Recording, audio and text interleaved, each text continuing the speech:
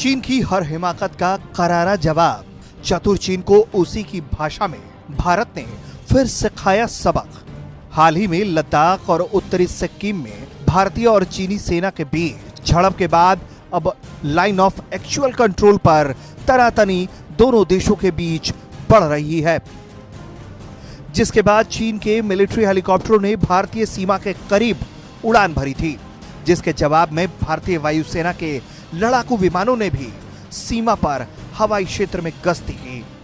दोनों देशों की सेनाओं के बीच तनातनी की शुरुआत उसी दिन से हो गई थी जब उत्तरी सिक्किम में भारतीय और चीनी सैनिकों के बीच आमना सामना हुआ।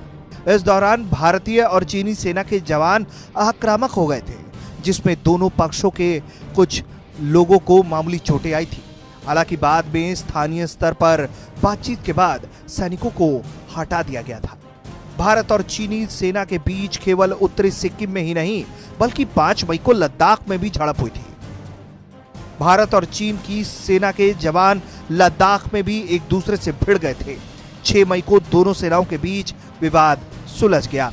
इसके बाद LAC पर चीनी सैन्य हेलीकॉप्टर को उड़ान भरते देखा गया, जिसके जवाब में भारतीय वायुसेना के लड़ाकू विमान भी सीमा पर आसमान में गरज रहे थे, जिसके बाद चीनी हेलीकॉप्टर वापस हो गए। चीन की इस हिमाकत को देखते हुए भारतीय वायुसेना अलर्ट मोड पर आ गई है और जल्दी से भारतीय वायुसेना ने लद्दाख बॉर्डर पर लड़ाकू विमानों की तैनाती भी कर दी है। हालांकि उड़ान के दौरान चीनी हेलीकॉप्टरों ने भारतीय वायु क्षेत्र में प्रवेश नहीं किया था, जिसका भारतीय वायुसेना के विमानों ने भी खास ख्याल रखा और अपने ही वायु क्षेत्र में सीमित उड़ान भरी। लेकिन ऐसे समय में जब पूरी दुनिया कोरोना जैसी महामारी से जूझ रही है, तब चीन की तरफ से की जा रही ये गुस्ताखियां दोनों देशों के बीच बड़े विवाद को जन्म दे सकती है। जहां भारत ये मानकर चल रहा है कि इस दौर में हर एक देश को मिलजुल कर कोरोना जैसी महामारी से लड़ना चाहिए, वहीं चीन सीमाओं पर विवाद पैदा करने की कोशिशों में जुटा है।